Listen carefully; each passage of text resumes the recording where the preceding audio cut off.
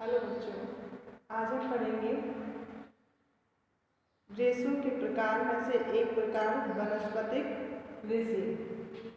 बच्चों, रेशे दो तरह के होते हैं, एक तो होते हैं वानस्पतिक और दूसरा होते हैं जानतव्य और तीसरा होते हैं रासायनिक रेशे।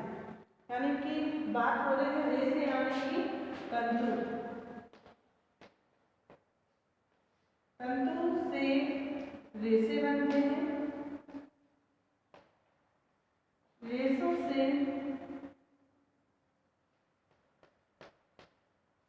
धागों से वस्तु निर्माण। तो बच्चों, वस्त्र निर्माण में या तंतु रेशों में हम फाइबर पढ़ रहे थे, जिसमें हमने 3 तरह के फाइबर यानी कि रेशे पढ़े। इसमें पहला था आपका वानस्पतिक रेशे, दूसरा था आपका जानतव्य रेशे यानी जंतुओं से प्राप्त रेशे और तीसरा है आपका रासायनिक रेशे। इसमें से पहला आज हम पढ़ेंगे वानस्पतिक रेशे यानी कि वनस्पति से प्राप्त रेशे।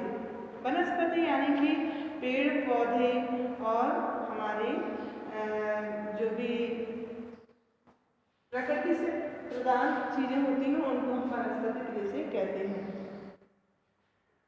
आज हम पढ़ेंगे रेशे का उत्पादन, रेशे की खेती। और कौन से रेशे की? वनस्पतिक रेशे खेती में सबसे पहले हम कपास की खेती के बारे में पढ़ रहे हैं। आज कपास।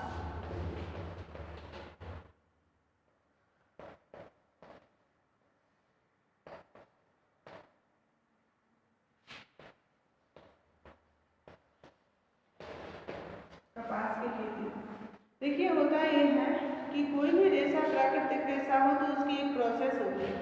उस प्रोसेस के बाद ही हमें रेशे उनसे जो वस्त्र हैं वो बनते हैं। ये स्टेप बाय स्टेप हमारे सारे जो है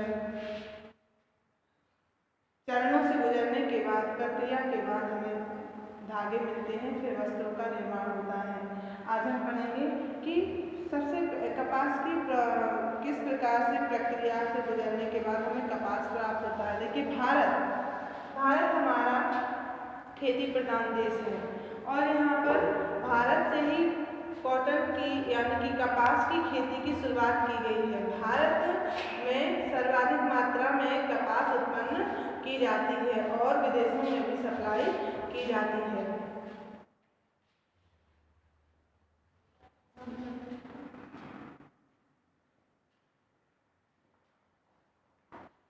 तो कपास की खेती के लिए हमें क्या क्या चाहिए, कैसे कैसे करना है, इस चीज को हम जानेंगे। सबसे पहले भूमि तथा जलवायु कैसी होनी चाहिए। तो बच्चों, भूमि तथा जलवायु, कपास की खेती ऐसे क्षेत्र में होती है जहाँ पर भूमि कैसी हो, जमीन और भूमि, वातावरण, ये सब देखा जाता है।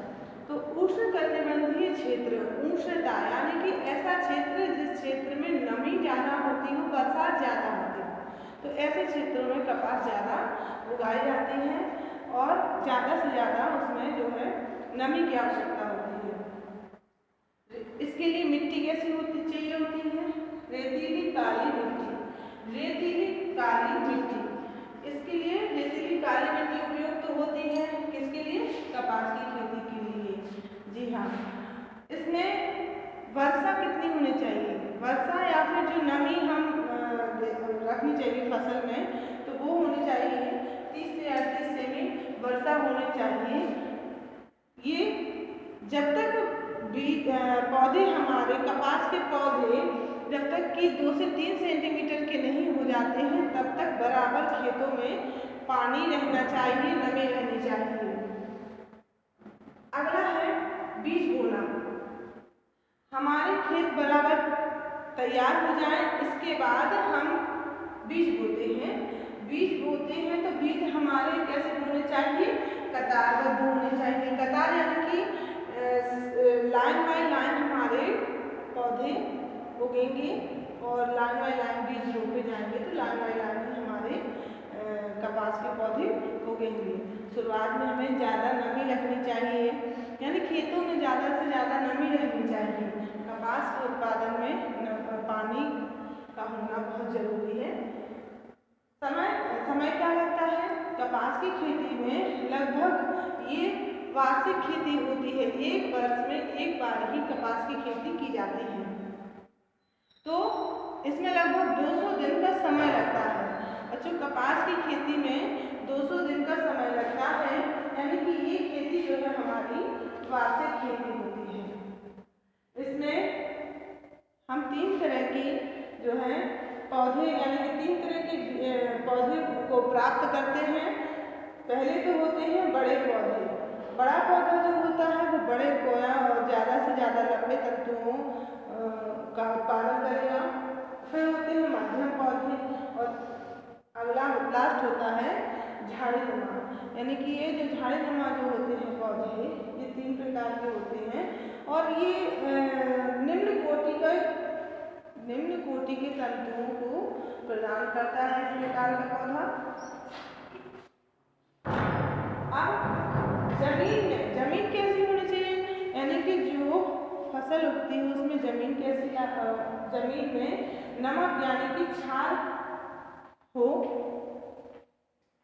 जमीन उपजाऊ हो, यानी कि उसमें क्षार की मात्रा ज़्यादा हो, खाद उपयुक्त हो, और काली और रेतीली मिट्टी हो।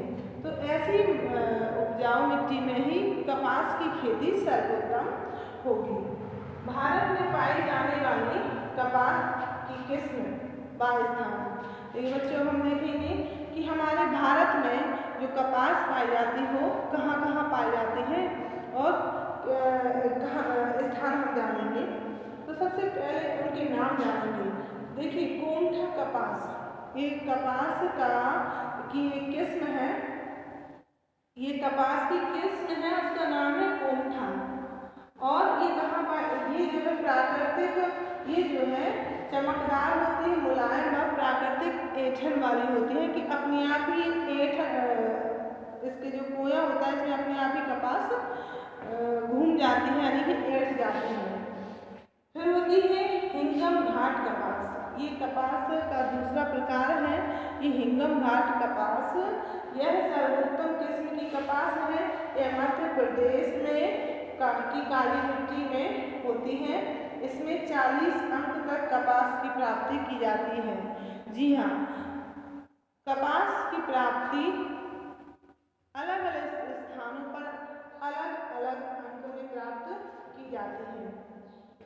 40 अंक तक, यानी कि कपास 10 अंक से लेकर उससे कम अंक, यानी कि जितने ज़्यादा अंक प्राप्त की जाती है जहाँ से जो कपास हो, उतने ही लंबे तंतु उसमें पाए जाते हैं और उतनी ही अच्छी किस्म की कपास हो। जितनी कम अंक वाली कपास होगी उतने ही छोटे छोटे टूटे हुए तंतु प्राप्त होते हैं। बच्चों, अब हम किस तरह से ये हमने डायग्राम बनाया है, इस डायग्राम के हिसाब से हम जो है कपास के उत्पादन को समझेंगे।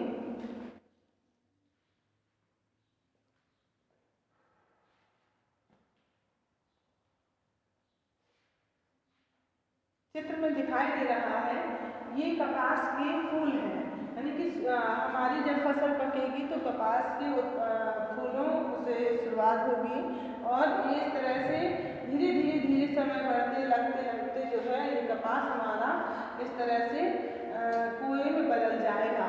और इसी के अंदर छोटे छोटे क्या लगे होते हैं, बीज, जिसमें ये लिपटा हुआ होता है, ये खुलता जाएगा और इससे इस तरह से रुई जो है निकलती जाएगी और फिर इस तरह की ये जो पोनी है, इस पोनी में इस तरह से ये बीज इसके लगे होते हैं। ये बीज हैं, ये बीज इसके, ये कपास का पका हुआ बीज है ये, और ये कपास का फूल है। ये कपास पूरी पूर्णता क्या हो रही है, बन चुकी है। इसके बाद इसके जो छोटे छोटे बीज हैं, ये जो है कपास की भूमि में पका हुआ बीज दिख रहा है।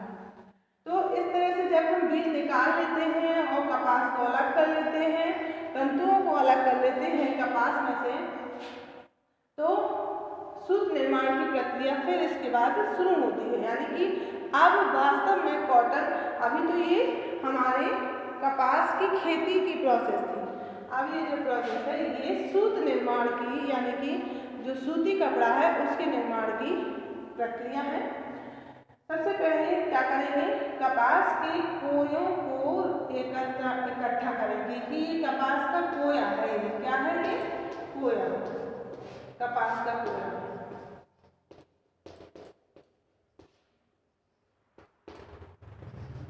ये कपास का कोया है और ये क्या है, बीज है, ये ध्यान रखना, ये फूल है, ठीक है, फूल। तो सबसे पहले हम इन कोयों को इकट्ठा करेंगे, तोड़ करके इकट्ठा करेंगे, फिर इनमें से क्या करना है, बिनौले निकालना है, बिनौले यानी कि ये डंठल हटा देना है, ये बिनौला हमें अलग कर लेना है। उसको हटाने के बाद इसको हम अंग्रेजी में गिनिंग कहते हैं। फिर हम करेंगे अशुद्धियों को दूर, यानी कि इसमें कपास की जो अशुद्धियाँ होती हैं, धूल मिट्टी है और इसमें और भी लग जाते हैं, तो वो गंदगी को हटाएंगे, तो अशुद्धियाँ दूर करेंगे। फिर इनकी हम क्या बनाएंगे, गांठ बना देंगे, वहीं के वहीं घुमा करके उसकी गांठ बना देते हैं, इसको बॉलिंग कहते हैं, बॉलिंग यानी कि गांठ बनाना, बॉल बनाना। फिर है रुई धुलना, फिर क्या होता है, बांधने के बाद, गांठ बांधने के बाद फिर हम इसको क्या करते हैं, गांठों को फिर से खोलते भी हैं। खोलने के बाद क्या करेंगे, अगला स्टेप है हमारा रुई को धुलना। जी हाँ, आपने देखा होगा तमाम तरह की रुई होती है, कॉटन होता है, तो आपने देखा होगा हमारे कपड़ों के उपयोग में हम एक रजाइयों का भी इस्तेमाल करते हैं। जी हाँ, सर्दियों में जो हमें गर्माहट देती हैं, ओढ़ते हैं, वो रजाइयाँ, तो उनमें जो छोटी छोटी किस्म की एकदम लो क्वालिटी की रुई भरी जाती है और वो रुई जो है धुनते यानी कि बारीक बारीक टुकड़े अलग हो जाते हैं। तो इस तरह की धुनाई जो है कपास के कोये की होती है। फिर वो कंघी की जाती है, क्योंकि वो उच्च किस्म की कपास होती है। धुलने के बाद फिर क्या है, उसके तंतुओं की कंघी की जाती है, तो वो एक एक करके अलग किए जाते हैं धागे। फिर क्या होता है, पोनी बनाई जाती है। पोनी यानी कि आप जानते हैं कि एक एक तंतु लपेटा जाता है, बाइंडिंग की जाती है। फिर क्या जाता है, कताई की जाती है। जी हाँ, कताई का मतलब होता है, आपने देखा होगा चरखे पे कताई के सूत काटा जाता है, तो वही प्रोसेस हो रही है बुनाई। फिर क्या होता है, कपड़े बुने जाते हैं, यानी कि धागा निर्मित हो चुका है, इसके बाद उसके कपड़े बनाए जा रहे हैं। कपड़े बुनाई हो जाती है कपड़ों की, तो हमें वस्त्र निर्मित हो गया है।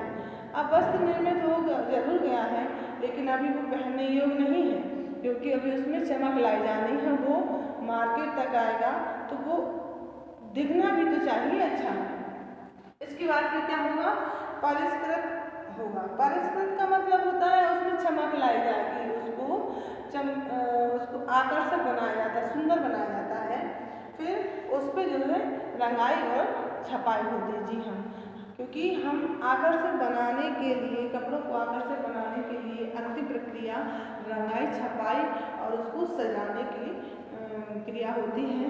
तो यहाँ कॉटन कपड़े की बात हो रही, तो कॉटन कपड़े पर प्रिंटेड या फिर कलर्ड, आपने मार्केट में देखा होगा तरह तरह के तमाम हमारे सूती कपड़े आते हैं, तो अलग अलग होती है। इसका मतलब ये है कि हमारे जो कपड़े हम पहनते हैं वो इन प्रक्रियाओं के द्वारा हम तक पहुंचते हैं। अतः बच्चों, अब आप इस चैप्टर के BA तृतीय वर्ष वस्त्र विज्ञान वस्त्र निर्माण प्रक्रिया से जो है इस बात को लिया गया है और आज वनस्पतिक तंतुओं को, कपास को बताया गया है और समझाया गया है। अतः आप लोग इसको लिखिए, याद करिए और पेपर की तैयारी कीजिए। बहुत बहुत धन्यवाद।